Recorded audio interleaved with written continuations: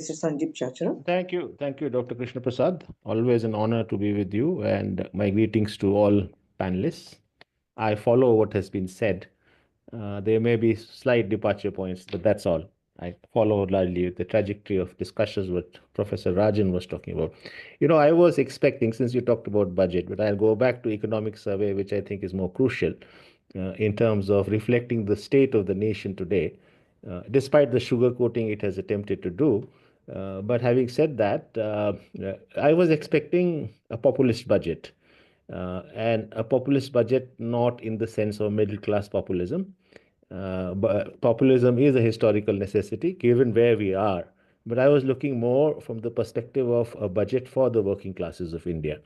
So that's where I want to sort of contextualize my interventions. And I know Ms. Amarjit Kaur will talk about it. Very seldom in the budget discussions, anywhere here or elsewhere, we have interpretation of the budget from the working classes of India. And I think a point was already made by Professor Rajan and earlier that we don't have pure peasantry and pure workforce. And what we have is peasant worker, and what we have is people, working people in pluri-works. So that's the kind of context. Now, if in this context, if we want to go back to look at the reality, the periodic labor force data, survey data, is the most crucial, to my opinion, which is where the sugarcoating has been attempted to be done by the economic survey. Now, already a slide was shown. If you want to see where people are, where majorities are, one needs to look at the employment data and the real wage data. So nominal wages may have increased, but across the board, except for daily wages, the real wages have shrunk considerably. That slide was already shown. I mean, I can repeat the figures, but look at some of the stark figures. In self-employment, the real wages of women were 4,348 rupees in the year 2017-18, and now it has shrunk by almost 20% plus to actually be at 2,950 rupees per month. So I am taking an extreme figure. But this is also the figure, this is in self-employed category, and men's wages have also shrunk. But this is also the similar trajectory in regular employment and salaried employment.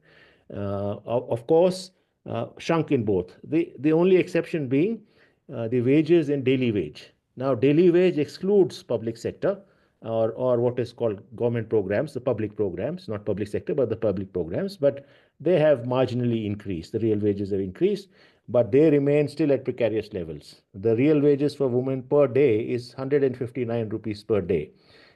So in terms of what she can do, and for men it's about 242. So somebody was talking about decent wages, it's a far cry. So in a situation we have this. Now, if you look at wage differentials between men and women, the wage differentials have also increased over this period. We're talking of a 7-8 year period, right? So in terms of how much the women's wages have shrunk and how much the men's wages, real wages, have shrunk. So I think that difference has grown when we are talking of removing gender disparities or equal wages. That remains a total pipe dream. So for the women workers of India, this is the true situation. Now, what is happening in terms of sectors of employment? This has already been spoken to, just to sort of highlight a few things. We talk of female labor force participation increases. We welcome those.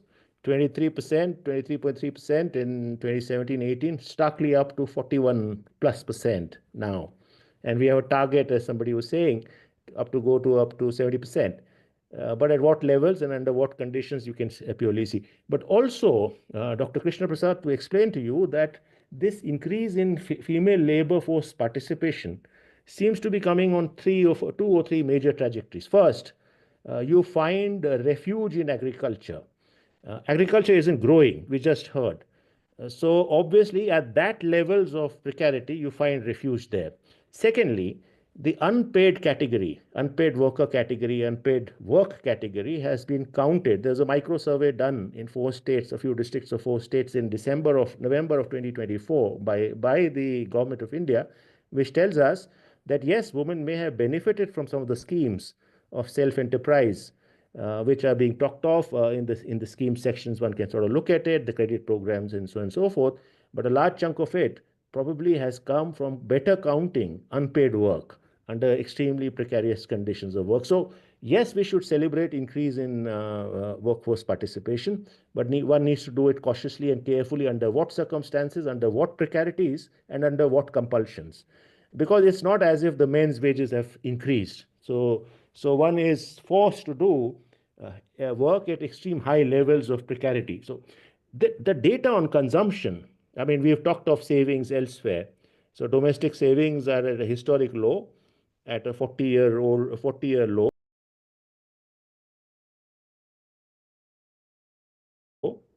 So people have used their savings, and this, of course, goes to more those who can save. But if you look at consumption data, there has been a year-on-year somewhat growth in the consumption data. Yeah, small. But at the levels of consumption that there are, 4,000 rupees in rural areas, 6,000 rupees in urban areas, one cannot really celebrate consumption as a panacea that celebrate that data significantly. Now, I also want to sort of come back to the promise of the government to say that they would be, and I mean, economic survey last year said that we'll need to create roughly 80 lakh jobs per year, 78.5 lakh jobs per year, going up to 2030, year on year. It is not happening, and that data on employment, Professor Indira Rajan spoke to. That data on employment, the fall in sort of unemployment figures, marginal, but there is largely on account of people having had to take up work under extreme precarities, the working people of India. The headline of this budget was the middle classes. I think that's the only thing that this budget offered largely. Capex has been decreased. The other mantra government has been giving was that Capex will create employment. Capex will create infrastructure. Capex investments will create capital investments, or capital expenditures will create employment, and there will be a good ripple effect, buoyant effect on employment, on consumption, on demand, and so on and so forth. Allocation of capex last year, 11.1 lakh crores, 11 lakh crores, celebrated, highly touted as a panacea, wasn't spent in the last 9 months. There are several reasons down what states did, what sectors the capex was spent on, what sectors the capex did not take off at all, and whole range of implementation challenges. This year, the capex allocation has also been reduced by 1 lakh crores. The same amount of money which may be given as a relief, tax relief, 1 lakh crores. Now, a lot is being spoken about the tax relief given to the middle and the lower middle classes. There are two things there. One, it comes with the scant assumption that all of this money out in the market, by the way of relief, tax relief, will be consumed. It would not be. First of all, it will go back to pay debts. Given the fall in domestic savings, it will go back to pay some of the retreating public sector bills, health, education, the privatization of health, the privatization of education, the out of pocket expenses. So I think there's a huge assumption there. But even if we say that it is going into consumption, and that will have a ripple effect in creating demand, and that will have a ripple effect in creating employment in the long run, this seems too limited and too small for a $3.5 trillion economy. It's just too small. And the other thing is, who benefits from this relief? You can do the numbers of taxpayers. That mathematics is out there in the public domain. But a maximum 3 to 4 crore people in a population size of 120 crore people would have some benefit of some money. Let's say 15 crore people, the family numbers included, would have some partial benefit. Is this what we wanted by the way of creating a national sentiment, given the kind of challenges that we all face? Now, let me also talk quickly of manufacturing sector. I think we've all been saying that what is needed, and the illustration of nuclear, apart from its risk and apart from the other challenges and other trajectories which we don't welcome, the employment potential in nuclear is limited. The employment potential in some of the other schemes, the other one being the National Mission for Natural Farming, this other Krishi Dhanya Yojana, which was introduced in the beginning of this discussion. I think those are welcome.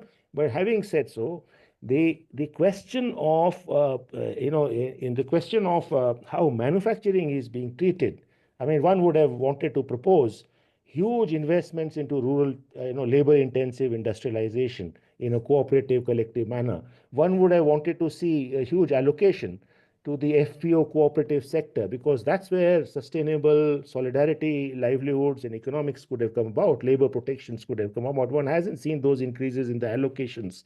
I will not get into the figures, it will take a long time, but allocations haven't increased under the Ministry of Cooperatives, for the FPOs, for the cooperatives, the whole range of possibilities. You can learn from what's happening in some of the states, expanding cooperative activity into waste management, into cleaning of cities, and the whole range of into technology, into service sectors, into gig economy.